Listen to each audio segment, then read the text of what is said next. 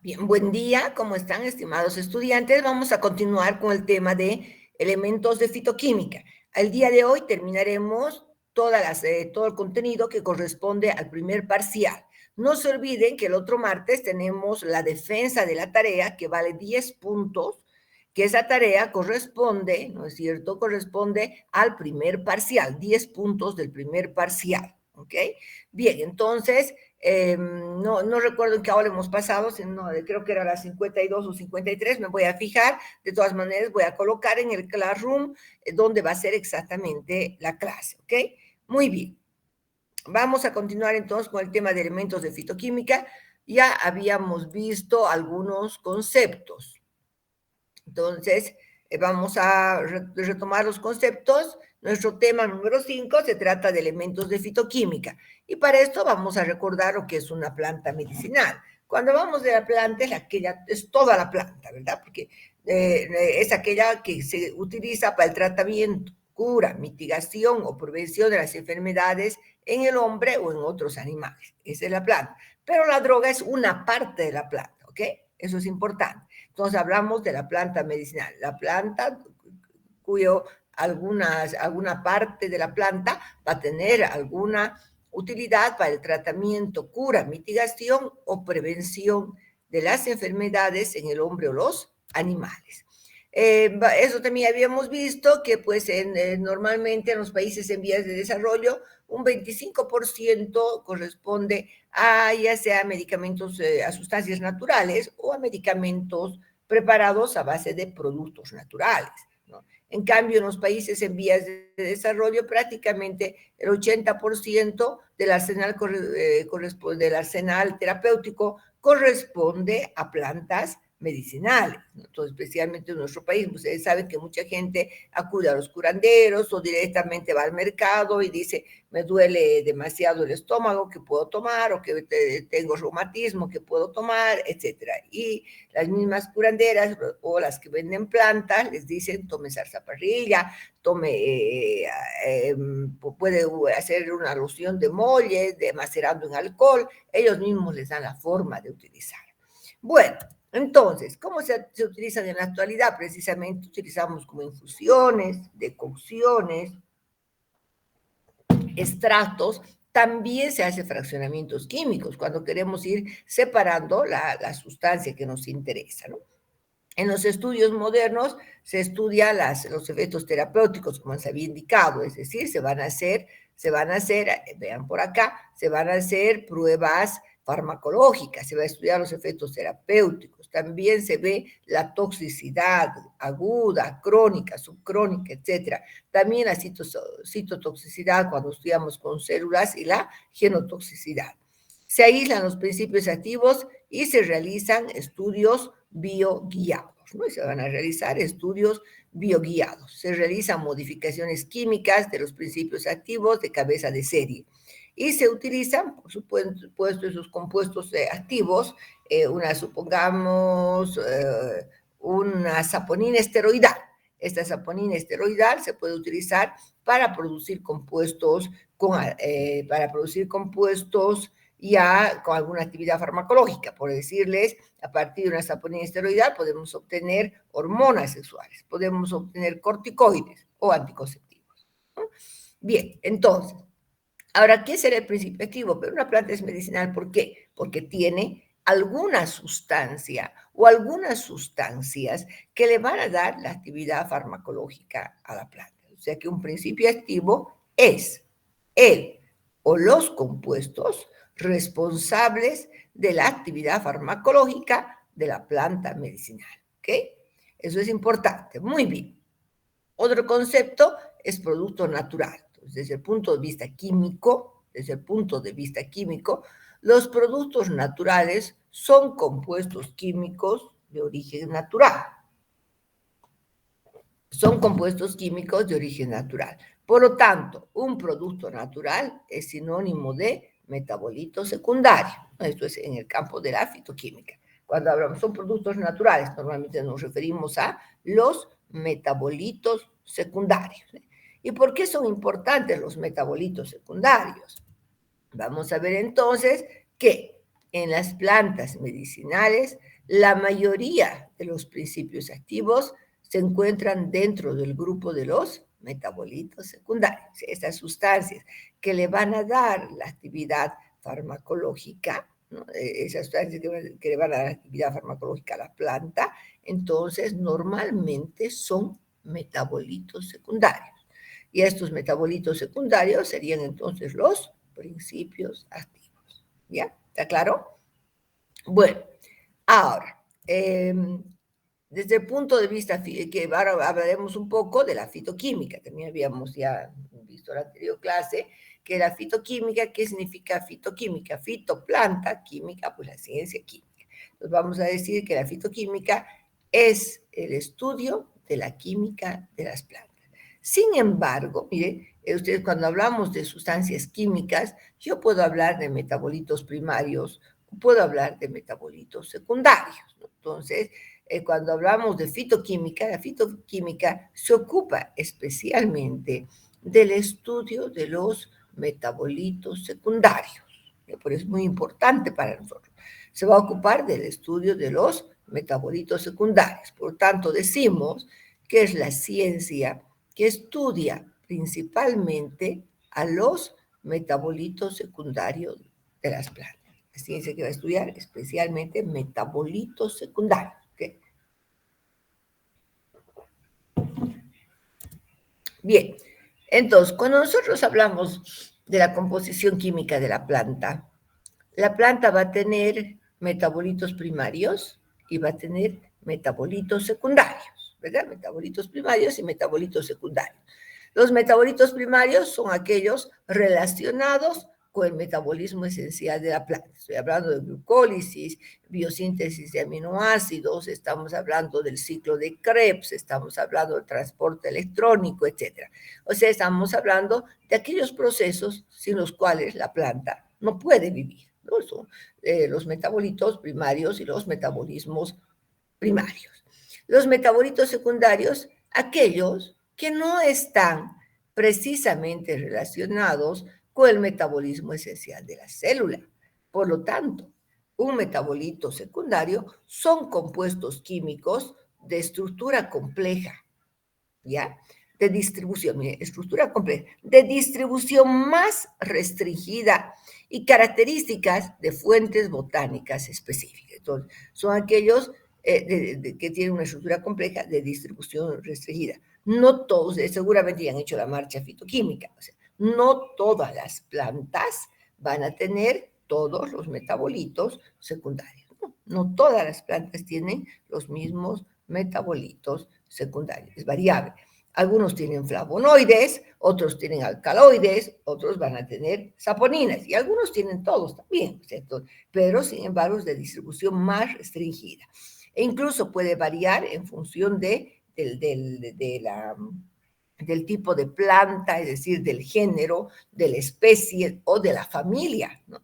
En la familia, supongamos, en la familia de las rutáceas, vamos a encontrar flavonoides. Entonces, fíjense que es de distribución restringida en función de fuentes botánicas específicas. Este concepto que estamos viendo acá, tienen que ya, este concepto que estamos viendo acá, entonces tienen ustedes que aprenderlo, que tienen que aprender. Bien, vamos a ver entonces. La pregunta es, si hay estos metabolitos secundarios, ¿qué función cumplen en la planta? Pueden ser, dice, fitorreguladores, es decir, aquellos que van a actuar, ¿sí? Quizás así. Un minutito. Ya, entonces, ¿por qué es eso? No sé por qué la camarita está como encendida, eso quería ver. No entiendo, no había colocado esto. Ya, ok, ahora sí. Muy bien, entonces, hablamos de la función de los metabolitos secundarios, ya hemos indicado, fitorreguladores, medios de defensa, ¿verdad? Les estaba explicando. Fitorreguladores, es decir, que van a actuar como una especie de hormonas vegetales, que van a regular los procesos metabólicos. Por otra parte, algunos metabolitos secundarios pueden ser medios de defensa, ¿no? Es decir, medios de defensa, por ejemplo, contra el ataque de insectos, de hongos. También pueden ser sustancias que se producen cuando son atacados, ¿no? Es decir, cuando sufren alguna agresión, cuando se hace un corte en una corteza, comienza a emanar goma o también puede emanar bálsamos, ¿no? Entonces, puede ser considerar también sustancias de defensa o también respuestas inmunológicas a la agresión que puede tener la planta, ¿okay? Se considera de esa manera. Muy bien. Ahora, ¿se acuerdan que cuando veíamos en la primera clase la relación de la ciencia farmacognosia con otras ciencias? Yo les había indicado, tiene relación con bioquímica, una relación horizontal con bioquímica. ¿Por qué? Porque si no existirían los metabolitos primarios y las vías metabólicas primarias, no pueden existir las vías metabólicas secundarias, ¿ok?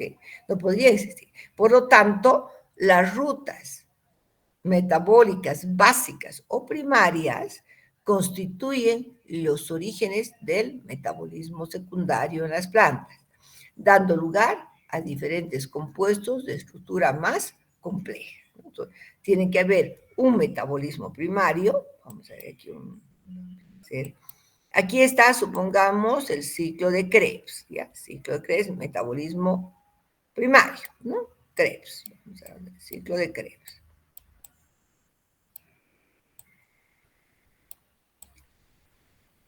A partir de un compuesto intermediario del ciclo de Krebs, ¿no? Supongamos del alfa-cetoglutarato, aquí, un compuesto intermediario, va a surgir otra vía metabólica, ¿sí? Que va a dar un producto secundario o un metabolito secundario.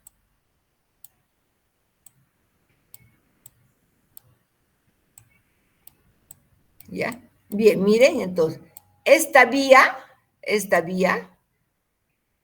es una vía metabólica secundaria, ¿ya? Pero ¿de dónde nace? De una vía metabólica primaria. Por lo tanto, las rutas metabólicas básicas o primarias constituyen los orígenes de las rutas metabólicas secundarias, ¿no? Porque se van a convertir en compuestos primarios para que se inicie una vía metabólica secundaria y se produzca un metabolito secundario. ¿Ya me han entendido? Esta es una vía metabólica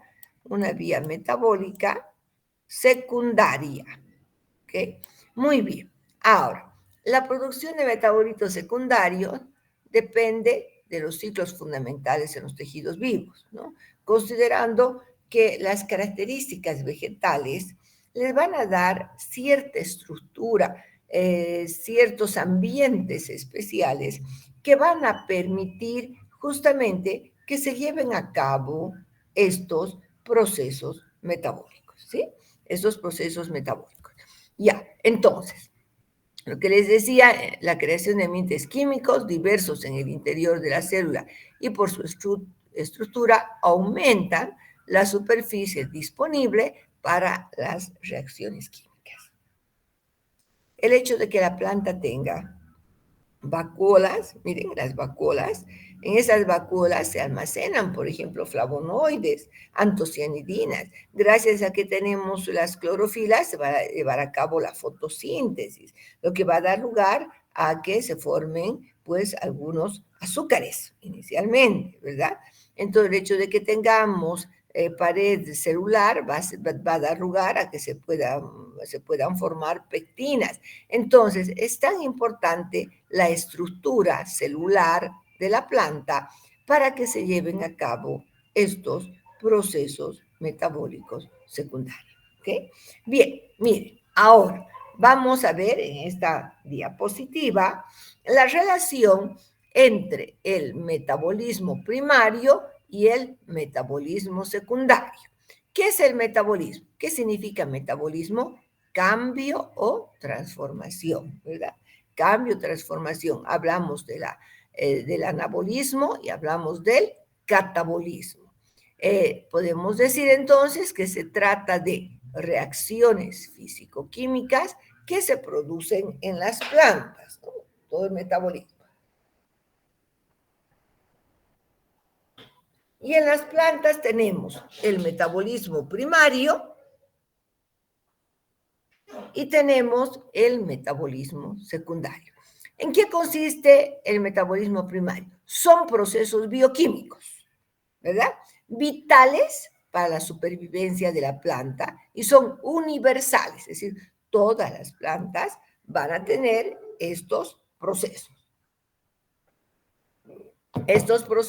bioquímicos. Ejemplo, fotosíntesis, respiración o transporte electrónico, síntesis de proteínas, glucólisis, ciclo de Krebs, síntesis de aminoácidos, etcétera, ¿verdad? Entonces, procesos bioquímicos vitales de supervivencia son universales y hemos dado algunos ejemplos. El metabolismo primario son procesos químicos, ¿sí? Son procesos naturales, como les había indicado, pueden ser que se generen como sustancias para la defensa de la planta o también como un sistema inmune. Por otra parte, estos procesos metabolitos secundarios son únicos, es decir, no están en todas las plantas. Como habíamos indicado hace un momento, son de distribución restringida. ¿Sí? De ellos, este metabolismo secundario, se obtienen principios activos. ¿Ya? Entonces, de estos principios activos pueden ser usados en la industria farmacéutica, industrial y también en la cosmética. Muy bien. ¿Qué es lo que comparte ambos? ¿Qué relación hay entre el metabolismo primario y el metabolismo secundario? ¿Qué es lo que comparte? En la biosíntesis, muchos intermediarios de las mismas rutas metabólicas, las secundarias derivan de las primarias, como les había indicado, ¿verdad? Hace un momento hemos hecho un dibujito donde les había explicado que de esta vía metabólica primaria pueden hacer una vía metabólica secundaria. Esa es la relación que existe. Entonces, que ambos van a, las rutas secundarias derivan de las primarias. ¿Bien? Derivan de las primarias. Muy bien. Entonces, aquí esta lámina es muy bonita porque nos permite entender la diferencia entre el metabolismo primario y el metabolismo secundario, ¿verdad? Muy bien. Ahora, vamos a ir viendo, voy a borrar un minutito esto. Vamos a ver la relación.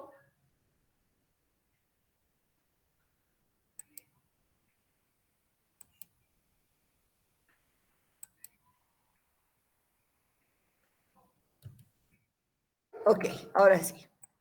Bien, ahora vamos a ver, mire, en esta diapositiva vamos a ver, al medio tenemos vías metabólicas primarias, ¿ya? Y luego a la derecha y a la izquierda vamos a ver vías metabólicas secundarias, ¿entiende? Ahora sí, entonces, ¿aquí qué tenemos? Primero, por la fotosíntesis. En la fotosíntesis participa el CO2 y el agua, gracias a que las plantas tienen cloroplastos. Por fotosíntesis van a formar glucosa, ¿no ve? Entonces, gracias a la fotosíntesis forma glucosa. La glucosa puede formar mono, óligo y polisacáridos, o sea, puede formar también almidón, ¿verdad? Bueno, la glucosa, ¿dónde entra? Va a entrar al proceso de glucólisis para generar ATPs. La glucosa entonces va a pasar glucosa 6-fosfato, glucosa 1,6-fosfato, fructosa, etc. Y va a entrar, luego tiene fosfoenol piruvato. Del fosfoenol piruvato, aquí termina la glucólisis, el piruvato va a formar acetilcoenzima A y la acetilcoenzima A va a entrar al ciclo de Krebs, donde se van a formar a partir de intermediarios del ciclo de Krebs, por aminación o transaminación se forman aminoácidos, ¿no? Bien, todo esto podemos decir que hablamos de una ruta metabólica primaria. Por eso estaba hace un momentito, ustedes vieron, de color rojo. Entonces, aquí vamos a poner ahora de otro color. Vía metabólica, entonces, primaria.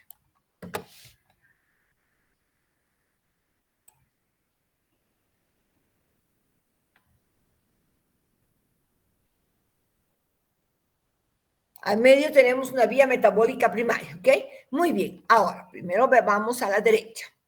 La glucosa, entonces a partir de la glucosa, entonces vamos a ver que la glucosa va a ser parte de un grupo de metabolitos secundarios llamados heterócidos, aquellos, o glicósidos, aquellos que van a tener azúcares y otro componente. Entonces, es un grupo muy importante. Tenemos heterócidos de flavonoides, tenemos heterócidos de sapogeninas, heterócidos de antraquinonas, etc. Entonces, hay muchos metabolitos que tienen azúcares. Esos azúcares pueden formar mono, óligo y polisacáridos. Algunos polisacáridos también se consideran secundarios porque solamente van a estar en las plantas. Son un tipo como en las gomas y mucílagos, por ejemplo, ¿ya? Muy bien. Ahora, continuamos. La acetilcoenzima A va a formar poliacetatos. Estos, por una vía metabólica secundaria, formará poliacetatos. Estos poliacetatos van a dar lugar a los fenoles, van a dar lugar a las quinonas y antraquinonas y pueden dar lugar a ácidos grasos, ¿no? Entonces pueden dar quinonas y fenoles como compuestos secundarios. Muy bien. Ahora, una vía muy importante es esta. A partir de la acetilcoenzima A como metabolito primario, a partir de la acetilcoenzima A, por la vía secundaria secundaria del mevalonato, por la vía secundaria del mevalonato, se van a formar, ¿qué? Aceites esenciales, terpenos, carotenos, cardenólidos. Es decir, por ejemplo, los cardenólidos son sustancias esteroidales. Se forman terpenos, carotenos, cardenólidos y, aquí voy a aumentar, saponinas, ¿ya? Se van a formar las saponinas también por la vía del mevalonato. Saponinas. No puedo terminar de escribir quininas. Abajo continuaremos. Saponinas, ¿ok? Saponinas. Vamos a poner la rayita de continuación. Ok. Saponinas también. Miren, entonces, es muy importante. ¿Cómo se sintetizan los aceites esenciales? ¿A partir de qué metabolito primario? Del acetilcoenzima. ¿Por qué vía? Por la vía del mevalonato. Ahora, también por la vía del mevalonato se van a formar algunos alcaloides, que son alcaloides esteroidales o terpénicos. También se van a formar alcaloides. Bueno, muchos aminoácidos, miren, los aminoácidos son precursores de los alcaloides. Los alcaloides es un grupo, voy a poner con otro color mejor. Los alcaloides son un grupo.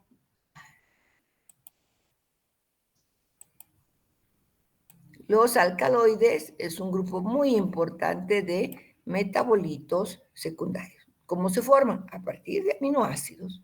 A partir de aminoácidos. ¿Ya?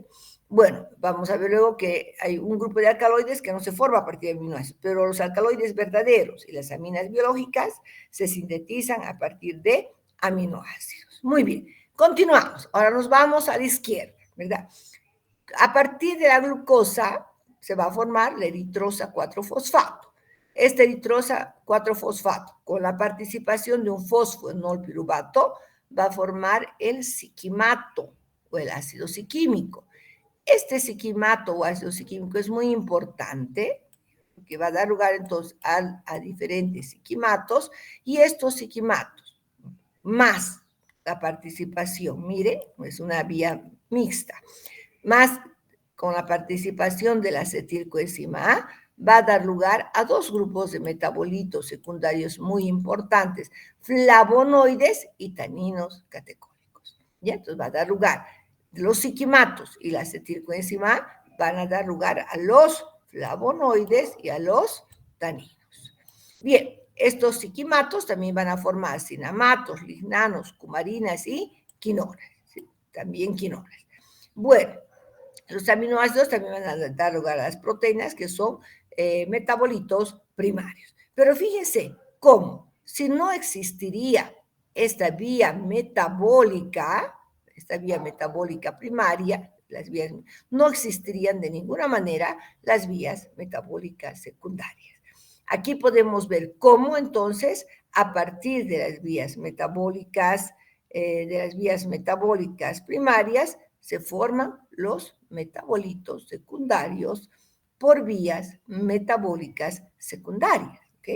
¿Verdad? Ya, ahora, aquí es un poco ya con estructuras, para que se entienda un poco más, pero es exactamente lo mismo. Miren, aquí tenemos, hemos dicho que por fotosíntesis, en los cloroplastos se va a formar la glucosa. La glucosa entra al proceso de la glucólisis, va a formar el fosfoenol piruvato, ¿verdad? Va a formar el fosfoenol piruvato, gliceraldehído 3-fosfato y hidroxicetona fosfato, y luego van a formar fosfoenol piruvato. El fosfoenol piruvato, después de formar ácido pirúvico, va a formar la acetilcoenzima. Esa acetilcoenzima va a entrar al ciclo del ácido cítrico. Entonces aquí tenemos una vía también metabólica, recuerden, la vía metabólica primaria. Hasta aquí. ¿Ya? Vía metabólica, continuamos aquí, vía metabólica primaria, ¿ok? Muy bien. Todo lo que he puesto al medio es vía metabólica primaria. La glucosa va a dar lugar a los oligosacáridos, va a dar lugar al almidón, etc. Y también esta glucosa va a ser parte de los grupos que hemos visto, ¿se acuerdan ustedes? De los heterócitos. Ahora, la glucosa va a formar eritrosa 4-fosfato, uniéndose al fosfonol piruvato, va a formar el ácido siquímico. el ácido químico va a formar fenilpropanos, algunos fenilpropanos, y va a formar algunos aminoácidos aromáticos. Y estos aminoácidos aromáticos van a dar lugar a algunos alcaloides. Ya van a dar lugar a los alcaloides.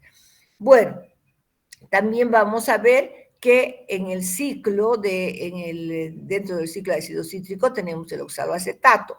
Este oxaloacetato va a dar lugar al ácido aspartico y ese va a dar lugar a la nicotina, que la nicotina va a ser un alcaloide, ¿ya? Ahora, a partir de la acetilcoenzima, como habíamos visto, por la vía del ácido mevalónico, aquí está la vía del ácido mevalónico, se van a formar terpenos, esteroides, carotenoides, ¿no? Terpenos, esteroides, carotenoides y cardenólidos, saponinas también, ¿ya? Bien, entonces aquí hemos visto coestructuras. Ahora vamos a ver la vía del mevalonato, cómo a partir de la acetilcoenzima, por la vía del mevalonato, se van a formar los monoterpenos, los sesquiterpenos, diterpenos y los compuestos esteroidales. Entonces, miren, esta vía es bien bonita, donde dice, pues primero tenemos la acetilcoenzima, aquí dice ácido acético, y anotado acetilcoenzima A, que sería el metabolito primario, la acetilcoenzima A. Se va a formar la vía del mevalonato. Entonces, aquí tenemos, pues la vía del mevalonato o ácido mevalónico, se forma luego el pirofosfato. Este pirofosfato, o sea, isopentilo, por isomerización, es decir, de dos pirofosfatos isopentilos, se forma el pirofosfato de geranilo, el pirofosfato de geranilo. Este pirofosfato de geranilo tiene 10 carbonos y este es el precursor inmediato de un monoterpeno. Entonces, los monoterpenos es un grupo de ¿qué? De aceites esenciales, ¿no? Corresponde al grupo de los aceites esenciales. Entonces, ¿cuál sería el precursor inmediato de un monoterpeno? Los monoterpenos tienen también 10 carbonos, 10 carbonos. Entonces, el precursor inmediato de un monoterpeno es el pirofosfato de geranilo. Muy bien, ahora, este pirofosfato de geranilo más 5 carbonos va a formar el pirofosfato de farnesilo. Este pirofosfato de farnesilo se convierte en precursor inmediato de un sesquiterpeno, que es otro aceite esencial que va a tener 15 átomos de carbono. Bien, este pirofosfato de farnesilo, por otro lado, más 5 carbonos, va a dar lugar entonces al pirofosfato de geranil-geranilo, con 20 carbonos. El pirofosfato de geranil-geranilo va a dar lugar a un diterpeno, que es otro aceite esencial que va a tener 20 carbonos, ¿no? Miren, ya estamos viendo 3 tipos de terpenos que se van a formar a partir de la acetilcoenzima A por la vía del mevalonato, ¿no? Esos son los terpenos, monoterpenos, sesquiterpenos y diterpenos. El pirofosfato de farnesilo por dimerización, es decir, con 2 pirofosfatos de farnesilo, va a formar escualeno y esos van a formar los triterpenos. Los triterpenos van a dar lugar a los esteroides. Dentro de los esteroides, ¿qué tenemos? Los cardenólidos,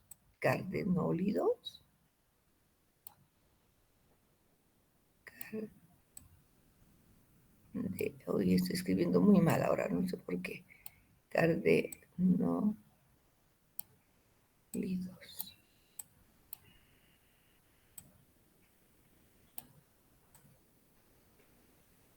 Qué fea mi letra, ¿no? Y las saponinas,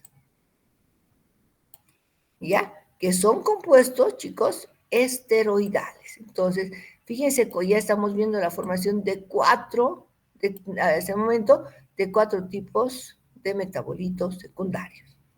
Saponinas.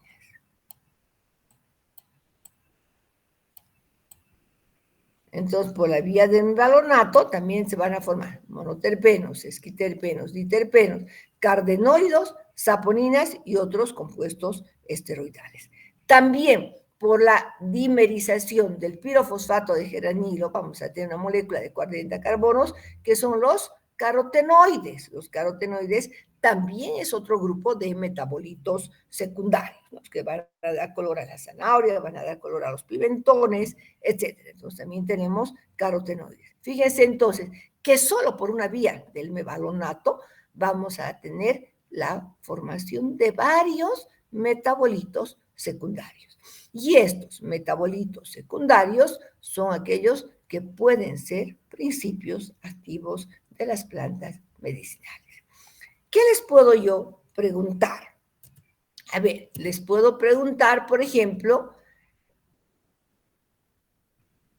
¿cuál es el metabolito primario que participa en la síntesis de los flavonoides?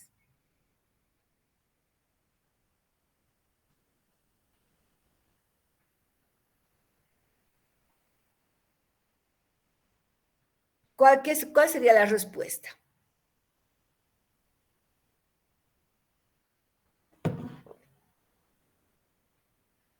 ¿Cuál sería la La respuesta? acetilcoenzima A. Muy bien, sería la acetilcoenzima A. Perfecto. Yo les podría preguntar, ¿qué compuestos se sintetizan por la vía del mevalonnato?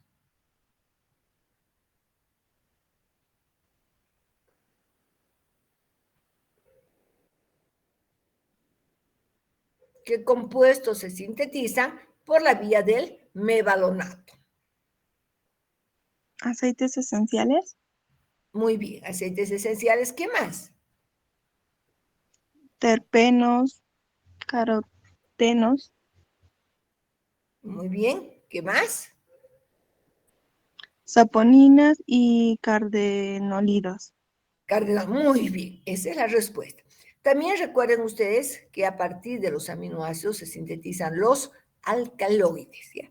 Quiero decirles, y eso anótenlo porque no está en la diapositiva, también a partir de aminoácidos se van a sintetizar otro grupo de metabolitos secundarios llamados heterócidos cianogenéticos. ¿Ya? Heterócidos cianogenéticos, que son los que vamos a ver, por ejemplo, en la parte práctica, ¿no?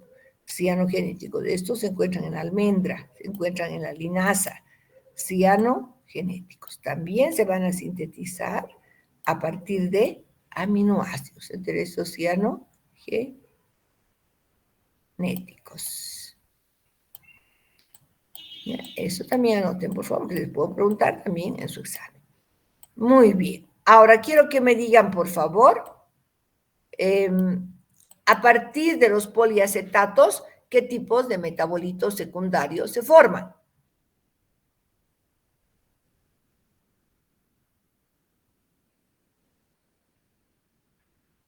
A partir de los poliacetatos, ¿qué grupos de metabolitos secundarios se forman?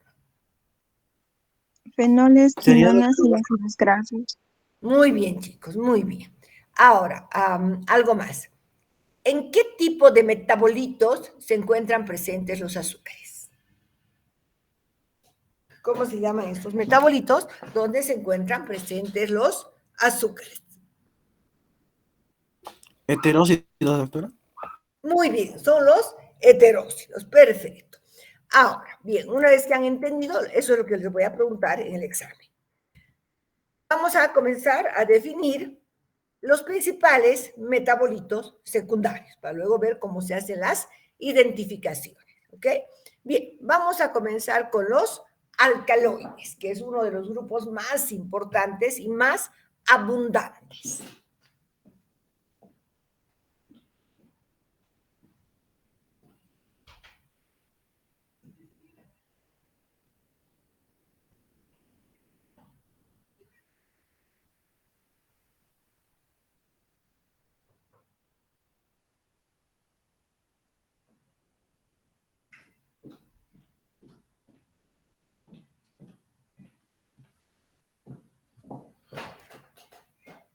Bien, entonces, miren, tenemos a los alcaloides. ¿Qué significa alcaloide? Alcaloide viene de la palabra álcali. Alcaloide viene de la palabra álcali. Son compuestos con propiedades básicas y quiero decirles que es un grupo muy importante ya que se conoce un gran número de alcaloides, más de 8.000 moléculas de alcaloides diferentes. Dentro de los alcaloides se ha dividido en 3 grupos, siendo los 2 primeros los más importantes, pero los más importantes son los alcaloides verdaderos.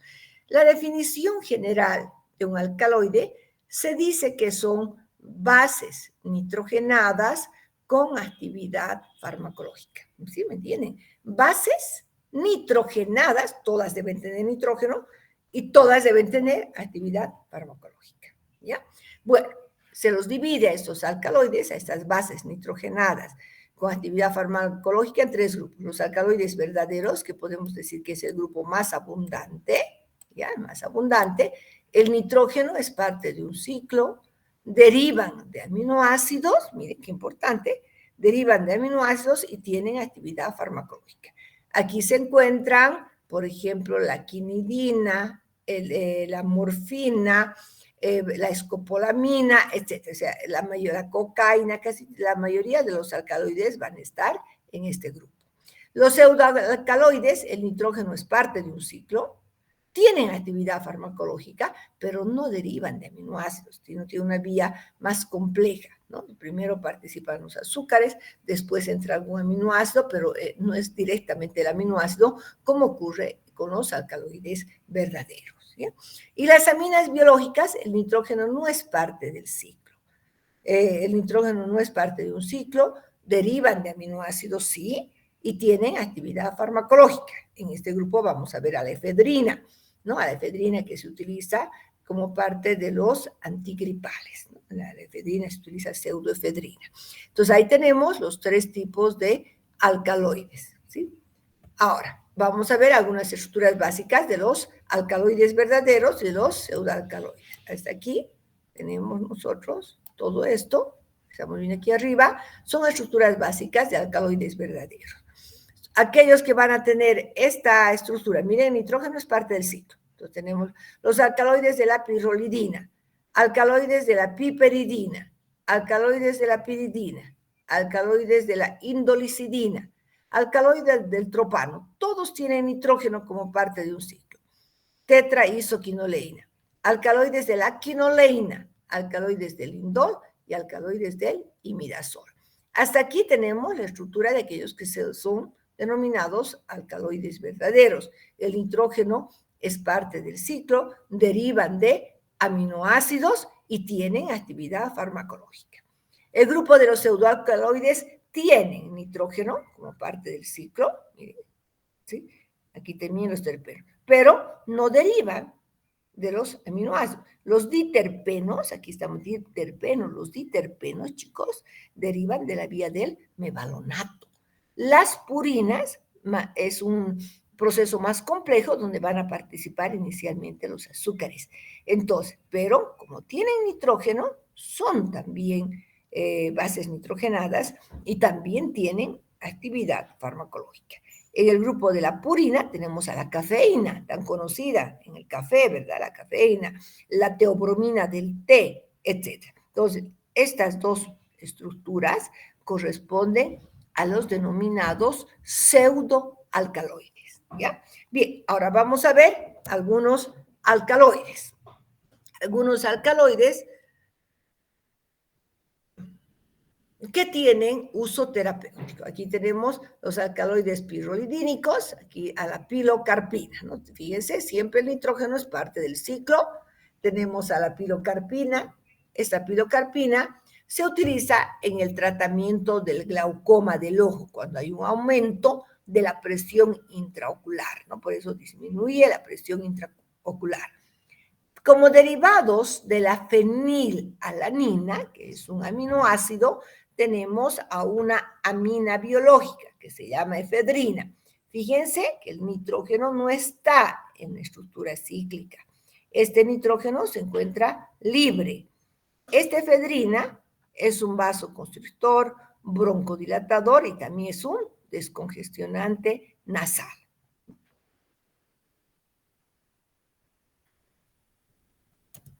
Bien, vamos a ver los derivados del morfinano.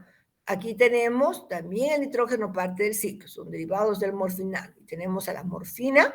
La morfina es un alcaloide que se encuentra en el opio. ¿verdad? Es narcótico, hipnótico, sedante, analgésico. La codeína, que es una estructura similar, solamente que aquí tiene un metilo más, es sedante de la tos, analgésico también la codeína. Los alcaloides quinolínicos tienen la estructura básica, la quinoleína, ¿no? También derivan de aminoácidos. Esta quinoleína tenemos como ejemplo a la quinidina, que se utiliza para las arritmias cardíacas, es un antiarrítmico. Vamos a ver los derivados del tropano. Aquellos que se encuentran, ¿se acuerdan que no se habrán trabajado ustedes con el chamico?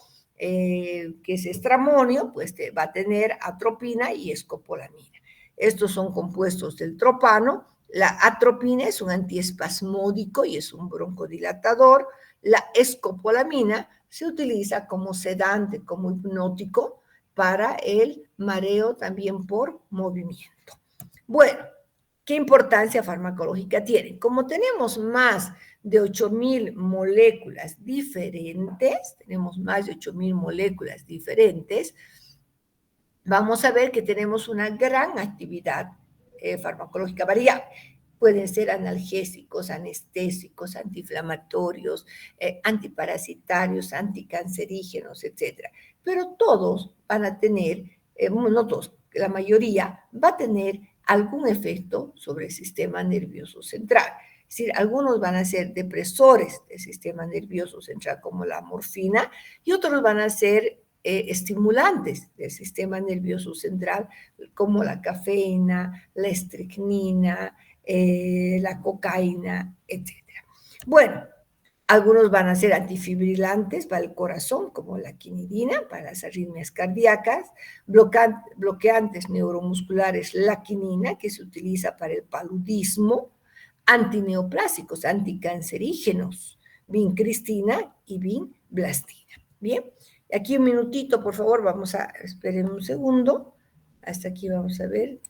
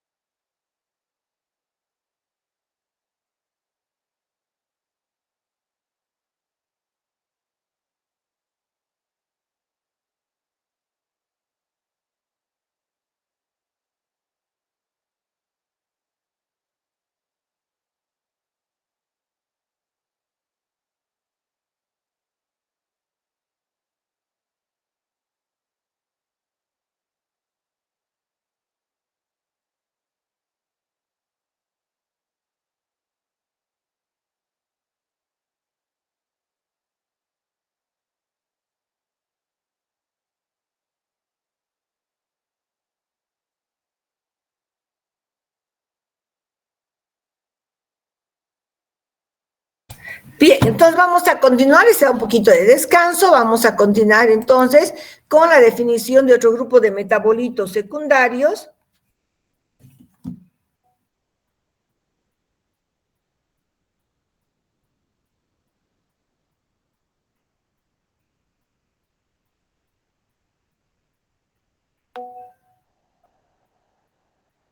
¿Alguna pregunta? Vamos a ver un minutito.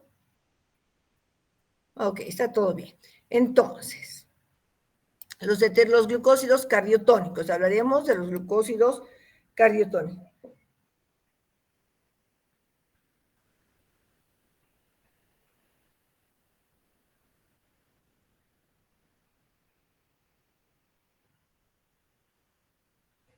Ok, dentro de los glucósidos cardiotónicos, ¿qué vamos a decir?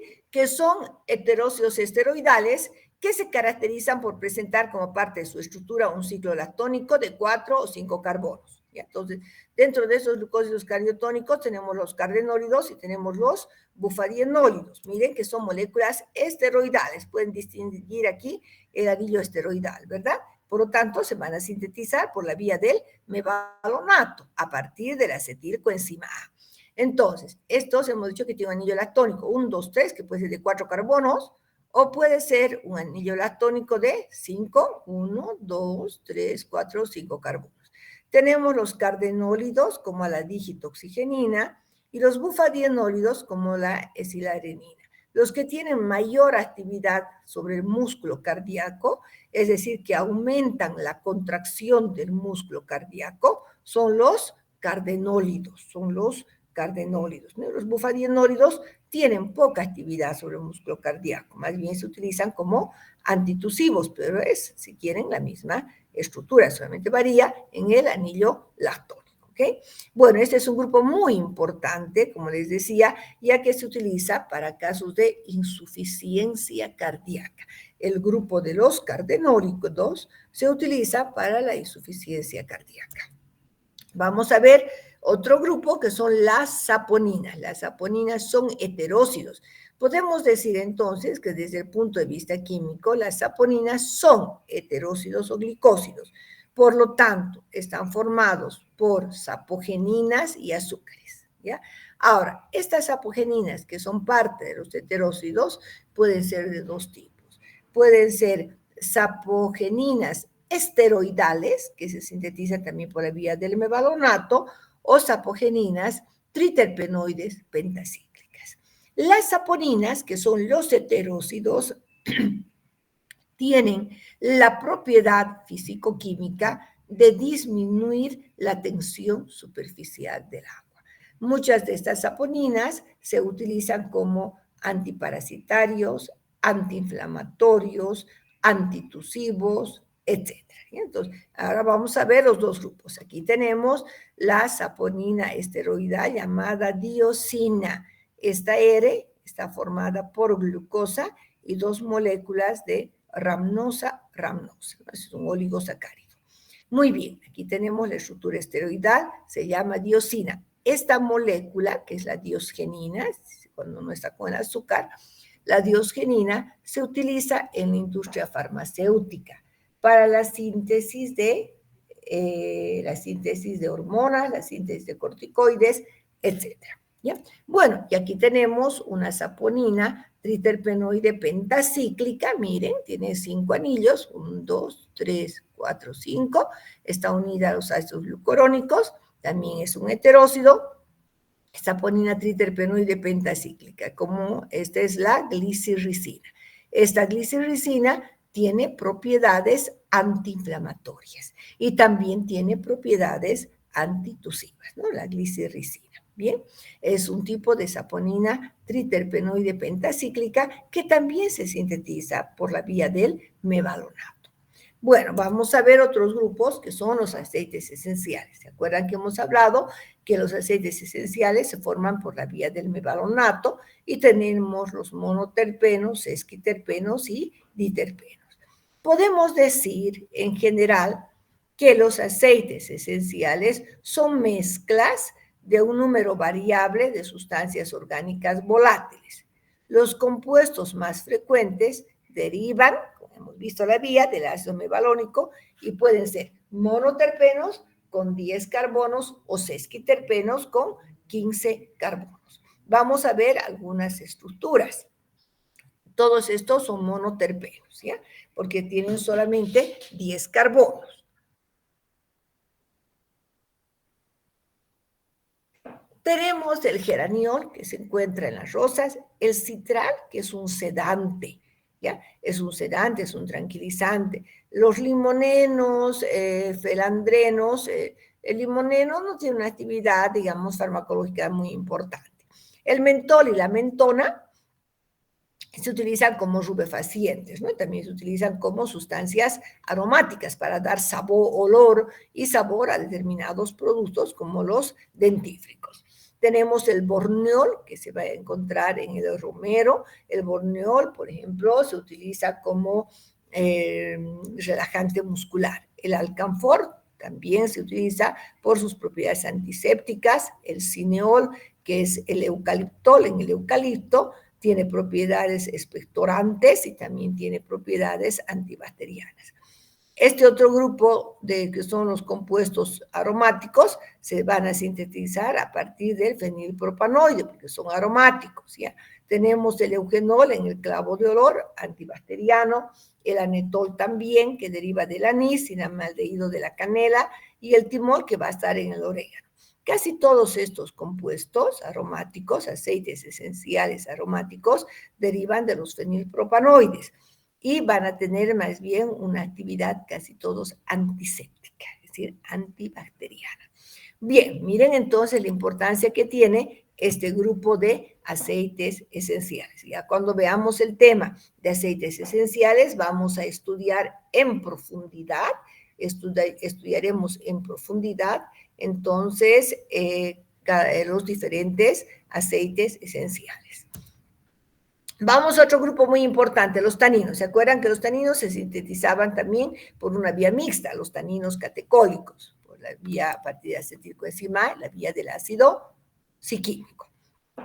En los taninos vamos a decir primero que las drogas con taninos están ligadas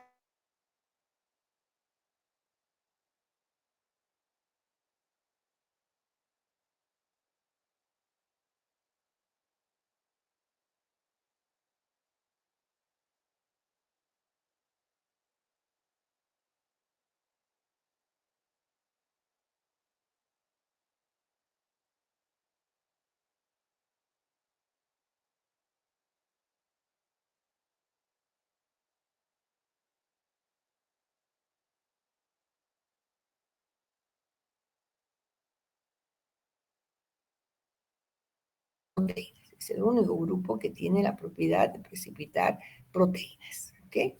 Bien, entonces siempre hay que hacer la prueba primero de la gelatina sal para ver si realmente es tanino. Una vez que sabemos que es tanino, recién puede hacer la prueba del cloruro férrico. Estos taninos son muy importantes. Tenemos primero dos grupos de taninos. ¿Ya? Los taninos denominados taninos condensados, que son derivados de los flavonoides, taninos entonces condensados o catecólicos, y aquí tenemos el grupo de los taninos hidrolizables o taninos gálicos, ¿no? Fíjense, todos son fenoles, anillos fenólicos en ambos casos. Por eso se dice que son, entonces, que son compuestos polifenólicos. Pero estos compuestos polifenólicos serían de dos tipos, taninos catecólicos o taninos gálicos. Taninos catecólicos o condensados y taninos gálicos o hidrolizables. Bien, eso sería. Ahora, ¿qué propiedades farmacológicas tienen este grupo? Es muy importante. Son astringentes, cicatrizantes. Se ha visto que tienen esta propiedad debido a que pueden formar como un precipitado de la proteína en la piel o en la mucosa, debajo la cual, en las capas subyacentes, se va a llevar a cabo la regeneración del tejido de mejor manera. También como uso interno tenemos que son antidiarreicos, disminuyen el peristaltismo, también tienen una acción antiséptica, se utiliza en la dermatosis para las inflamaciones de la piel, Antídoto en el caso de envenenamiento por metales pesados o también por alcaloides. Cuando una persona ha consumido alcaloide por vía oral, entonces puede dar alguna droga que tenga taninos, un té bien concentrado, por ejemplo, para que precipite a los alcaloides y no se absorban en el organismo, ¿ya? También pueden ser vasoconstrictores venosos de vasos superficiales. Por este motivo se puede utilizar, por este motivo se los utiliza entonces como en el caso de las hemorroides, ¿no? Porque tiene esa acción de vasoconstrictor venoso. Se puede hacer lociones, se pueden hacer baños de asiento, etcétera, para el tratamiento de las hemorroides, porque tiene esa acción de ser un vasoconstrictor superficial. Bueno, ahora veremos otro grupo que son los flavonoides. Los flavonoides también son fenoles, ¿no? Pero no son moléculas complejas como los taninos. Podemos decir que los flavonoides son pigmentos vegetales de naturaleza fenólica, es decir, van a dar color, ¿no? Un tipo de flavonoides de color amarillo, naranja, etcétera. Y también en las moras tenemos antocianidinas, en los arándanos, en las cerezas. Vamos a tener las antocianidinas. Todos corresponden al grupo de los flavonoides. Entonces, estos pigmentos vegetales de naturaleza fenólica son responsables de la coloración de numerosas flores y algunos frutos. En la estructura básica es tener un esqueleto carbonado, carbono 6, carbono 3, carbono 6, ¿no? Miren, entonces, ¿cómo se enumera? 1, 2, 3, 4, 5, 6, 7, 8, 9, 10. Esta es una estructura y luego tenemos el siguiente anillo con apóstrofe. 1', 2', 3, 4, 5, 6. Entonces, todos los flavonoides, chicos, van a tener esta estructura básica, el esqueleto carbonado, carbono 6, carbono 3 y carbono 6. Bien, aquí tenemos ejemplos. Tenemos ejemplos, el flavonol, que tiene alcohol, la flavona, es una flavona, una isoflavona, donde este anillo B se va a encontrar en la posición 3, la isoflavona, las flavanonas, que se encuentran en los cítricos, el flavantresol, que es la estructura básica también de los taninos catecólicos, el flavantresol, y las antocianidinas, que más bien son pigmentos de color rojo, morado, azul. ¿Ya? Bien, entonces son ejemplos de los flavonoides. ¿Qué propiedades biológicas, farmacológicas tienen estos flavonoides? Muchos flavonoides van a tener propiedades antiinflamatorias.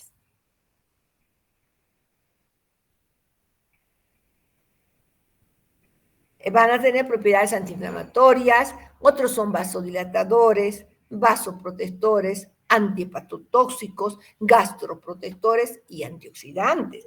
Entonces, muchas moléculas van a ser antioxidantes, muchas moléculas entonces van a ser antioxidantes, es decir, van a eliminar los radicales libres, van a eliminar radicales libres, aquellas, como les diría, aquellas moléculas que pueden dañar las células o la membrana celular, son los radicales libres. Entonces, los flavonoides atrapan estos radicales libres y evitan que puedan dañar las células.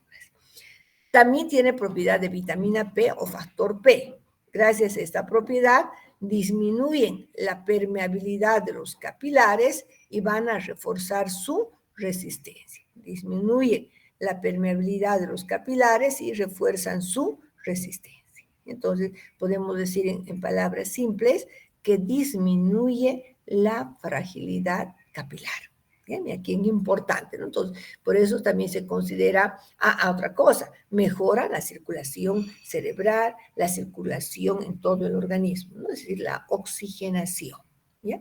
Muy bien. Ahora, vamos a ver cómo se estudian ahora a los metabolitos secundarios. Hay dos tipos de estudio. muchas veces nosotros vamos a ir por la línea del estrato, vamos a obtener un estrato estandarizado. Entonces, los naturistas dicen, solamente trabajemos con el estrato. Y los químicos dicen, buscaremos la sustancia pura, aquella sustancia responsable de la actividad farmacológica. Entonces, vamos a ver las dos líneas. Primero, con los estratos, lo que se hace es obtener un estrato estandarizado, es decir, que siempre tenga la misma composición química. Ya, en cambio, la otra línea de fraccionamiento van a obtener, digamos, un flavonoide puro, un alcaloide puro. ¿Okay? Bien, dentro de este esquema que ha sido presentado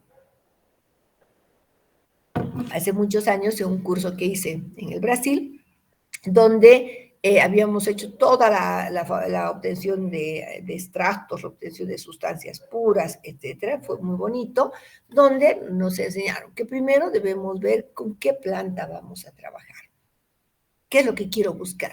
¿Qué actividad farmacológica estoy buscando? Supongamos, busco una actividad antiinflamatoria. Ya, entonces buscaré algún cítrico, supongamos que tenga esta actividad.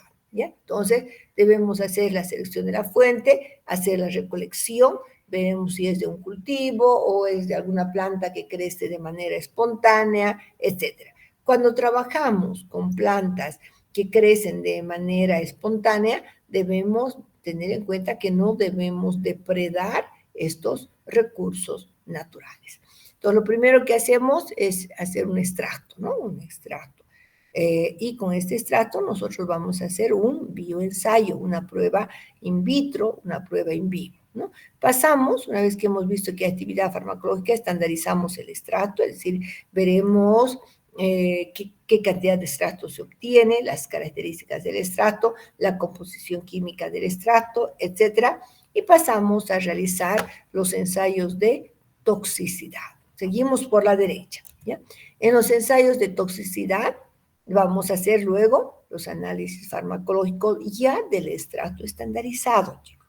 Vuelvo a hacer pruebas in vitro, pruebas in vivo, fases clínicas y en humanos para ver la dosis que no provoque ningún efecto, digamos, tóxico especialmente, ¿no? Entonces, una vez que han pasado por estas pruebas, podemos colocar en el mercado un extracto estandarizado, el mismo que puede ser utilizado para elaborar cápsulas, comprimidos, ¿no?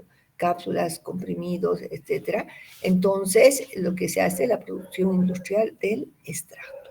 Bien, por la otra línea, tenemos, como hemos dicho, la línea más química pura, donde lo que hacemos es un extracto, luego fraccionamos el extracto. Puedo separar los diferentes componentes por cromatografía en columna.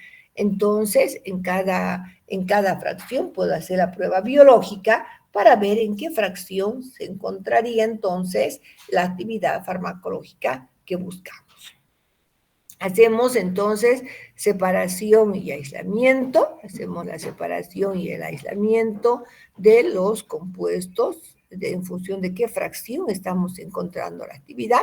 Vamos a buscar los compuestos responsables de esta actividad hasta que obtengamos un compuesto puro, supongamos un flavonoide. A ver, les hablo de la naringina de la cáscara de pomelo, por ejemplo.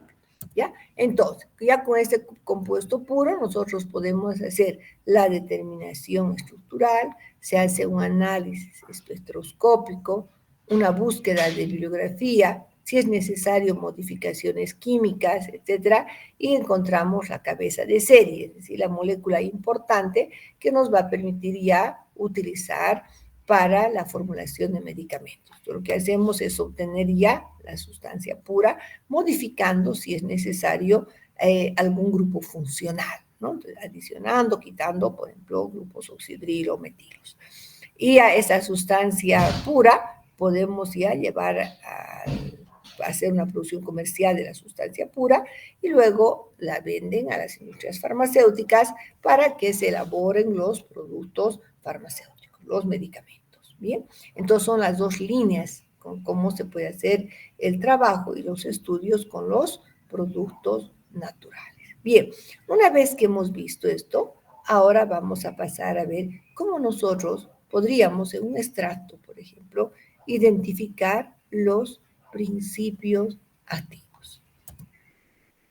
Esta es la marcha fitoquímica más sencillita que ha sido presentada por la profesora Olga de Luc. Es muy sencilla, muy bonita, la podemos realizar y esa es la que mínimamente ustedes deben aprender, ¿no? Entonces, normalmente en esto vamos a trabajar con 2 o 3 gramos de la droga seca y molida, utilizamos 20 mililitros de metanol o etanol, cloroformo, éter isopropílico, depende qué solvente queremos utilizar, pero yo les recomiendo que trabajemos con etanol, ¿no? Etanol al 96% o al 70%, vamos a dejar a ebullición, o lo hacemos mejor en un baño María, durante unos 10 minutos, ¿ya?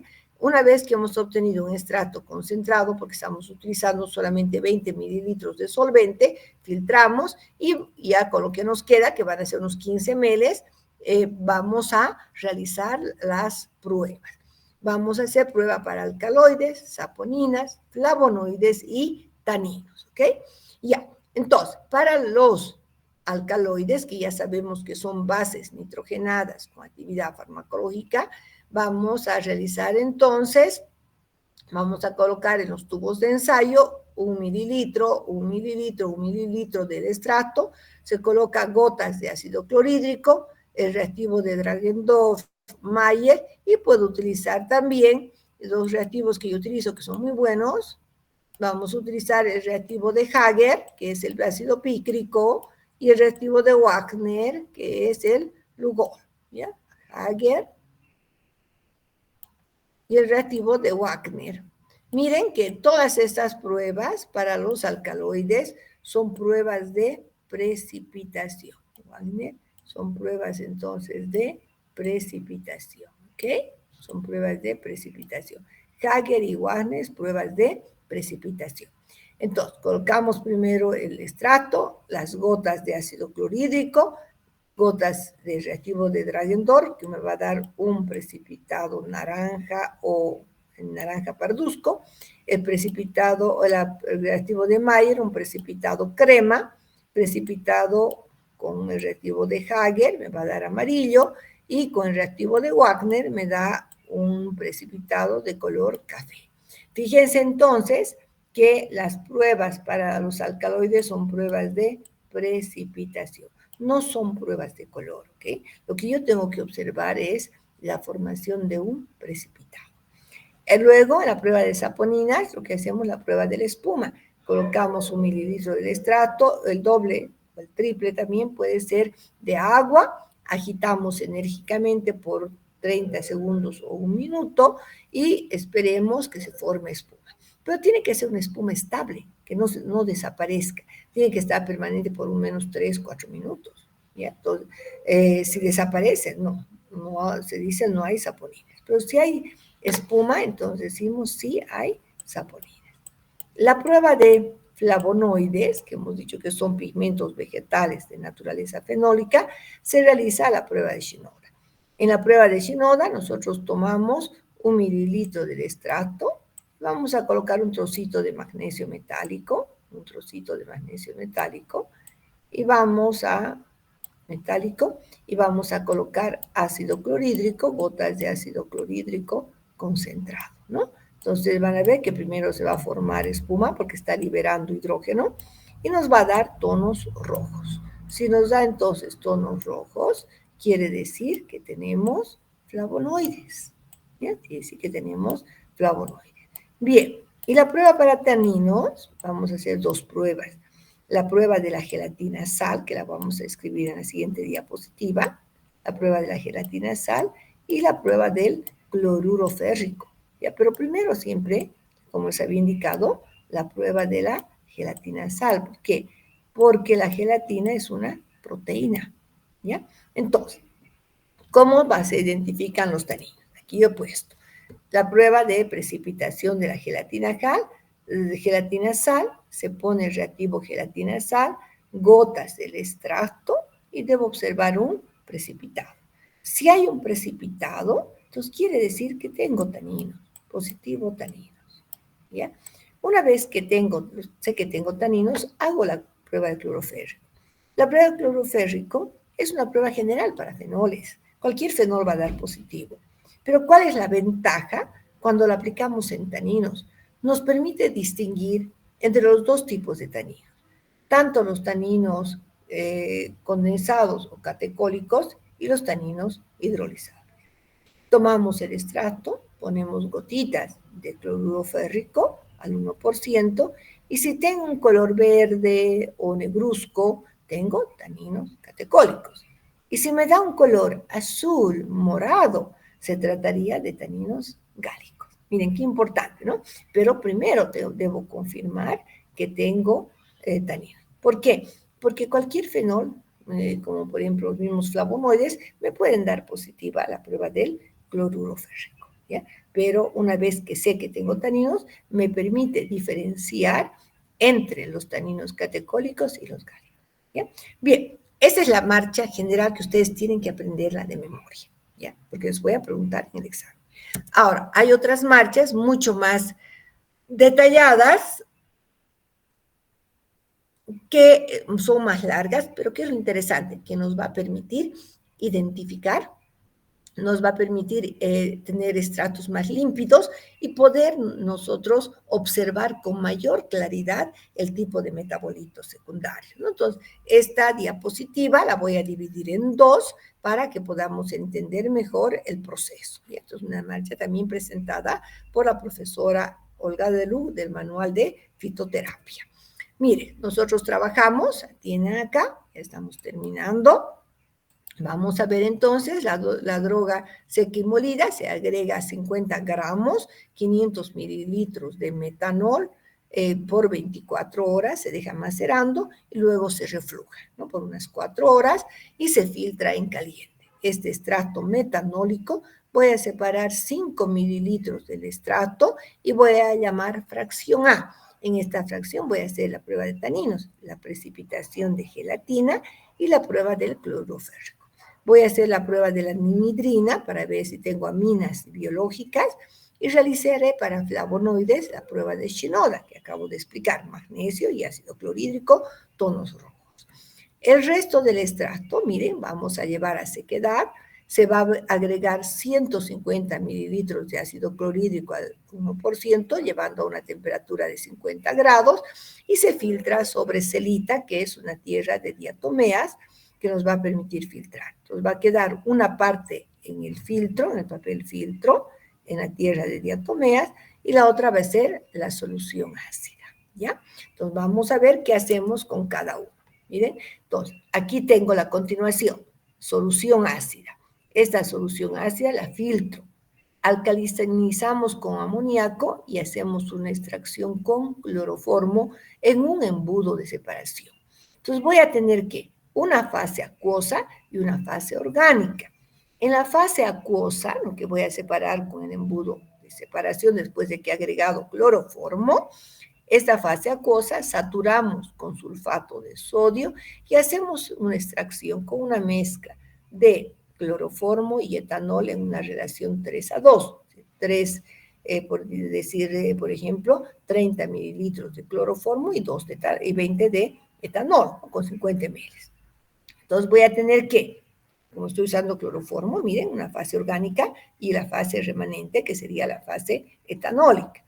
A la fase orgánica, entonces, vamos a lavar con una solución saturada de sulfato de sodio, voy a llamar fracción D. En esta fracción D voy a hacer prueba de flavonoides de Shinoda, leucoantocianidinas de Rosenheim, y voy a ver si tengo esteroides, si tengo saponinas. Para las saponinas se realiza ya una prueba específica, que es la prueba de Lieberman-Bouchard, que me va a dar tonos verdes o tonos rojos, viendo qué tipo de saponina es. También en la fracción D voy a hacer alcaloides. Vamos a agregar ácido clorhídrico y realizaremos la prueba de Dragendorf o la prueba de Mayer. ¿Ya? Bien, por otra parte tenemos en esta fase remanente acuosa o etanólica que nos ha quedado, la vamos a llamar fracción E, y ahí voy a hacer prueba de flavonoides Shinoda y leucoantocianidinas Rosenheim, el reactivo Rosenheim, que me va a dar tonos rojos. Bien, miren, ahora, habíamos visto fase acuosa. Por otra parte, no se olviden que aquí hemos puesto cloroformo y tenemos la fase orgánica, la vamos con agua y tenemos la fracción C. En esta fracción C vamos a llevar a sequedad, vamos a agregar cloroformo y vamos a hacer la prueba de esteroides, Lieberman-Bouchard. Por otra parte, esa fracción C vamos a agregar ácido clorhídrico al 1% y vamos a realizar la prueba de Dragendorf y Mayer, que son pruebas para los alcaloides. Fíjense entonces que vamos a obtener en varias fracciones, veremos en qué fracción están los alcaloides, en qué fracción están los flavonoides, en qué fracción se encuentran los alcaloides, ¿no? O las moléculas esteroidales. Por otra parte, ¿se acuerdan? Volviendo acá, habíamos filtrado y teníamos una solución ácida con la que hemos trabajado ya, y la fracción soluble, la que ha quedado en el papel filtro, en la celita. Ahora, esta fracción insoluble se lava con agua, ¿sí? Y luego, todo lo que hemos podido lavar con unos 30 ml de agua, agregamos cloroformo y vamos a filtrar, lo evaporamos hasta que tengamos un volumen de 20 mililitros. Y vamos a llamar fracción B. En esta fracción B, vamos a hacer la prueba para esteroides de Lieberman-Bouchard y la prueba de antraquinonas. Se hace una prueba que se denomina de Bortrager, la prueba para las quinonas o antraquinonas. Las quinonas es un grupo de metabolitos muy importantes porque tiene propiedades laxantes. Fíjense entonces que con esta marcha más detallada que se utiliza ahí en trabajos de tesis o de investigación, vamos a ver nosotros la presencia de alcaloides, de saponinas, de esteroides, de quinonas, de leucoantocianidinas, etcétera, ¿no? También taninos. Entonces, estamos haciendo pruebas más específicas que nos va a permitir identificar un mayor número de metabolitos secundarios, ¿ok? Bien, chicos, hasta aquí será el examen, entonces, para ustedes. Hemos visto el tema número 5, hemos concluido el tema 5, y vamos a ver si hay alguna duda, alguna pregunta, por favor, antes de ya terminar la clase. El día martes, como les decía, ustedes tienen que presentarse con su trabajo a la clase. Voy a hacer la evaluación por 10 puntos. No se olviden, el trabajo es comunitario, es decir, ustedes tienen su grupo de 5 personas y cualquiera del grupo que yo determine va a salir a defender el trabajo. Entonces, a ver, ustedes, pregunta 3, pregunta 10. ¿Qué han respondido? Entonces, han respondido bien, de memoria, o sea, no pueden ustedes estar con su hojita ni con su informe, tienen que, yo les voy a evaluar, tienen que saber su respuesta, y esa nota va a ser para todo el grupo, ¿entienden? ¿Ya? Bien, con eso habíamos terminado nuestra clase del día de hoy, y ya tenemos el contenido necesario para el primer parcial, ¿sí? Eso sería todo. A ver, no sé si hay preguntas, chicos, por favor. Sí, Marisa, a ver, dígame. Buenos días, doctora. Le queríamos pedir un favor sobre las clases prácticas, si podríamos empezar en nuestro horario establecido, ya que seguido tenemos otras prácticas y otras materias y llegamos muy tarde a nuestras otras prácticas porque empezamos tarde en nuestras clases. ¿De qué día tienen ese problema? Los días lunes, doctora, nuestra clase es a las 3, pero generalmente 3:30 o más de 20 minutos recién llega la doctora y estamos saliendo casi 5 y a las 4:30 tenemos ya otra práctica. Ya, voy a hablar con ella, ya, para ver cómo podemos hacer, para que ver que comience más temprano entonces, ¿no? Lo que pasa es que ella viene de otro lado, de otro trabajo que tiene, entonces creo que viene corriendo siempre último momento. Voy a ver cómo se puede hacer para que ella termine más temprano, tal vez la parte teórica les puede dar en otro momento. Para que entren directamente a hacer el trabajo, ¿no? A ver, voy a conversar con ella, no se preocupen. ¿Alguna otra duda, chicas? ¿Alguna otra pregunta, por favor? Ok, bien, quedamos en esto y nos vemos entonces el martes. Vamos a comenzar a las 7 en punto, ¿ya? 7 en punto, para que todos alcancen a llegar, pero 7 en punto, 7:00, ¿ok? Ya, buen día.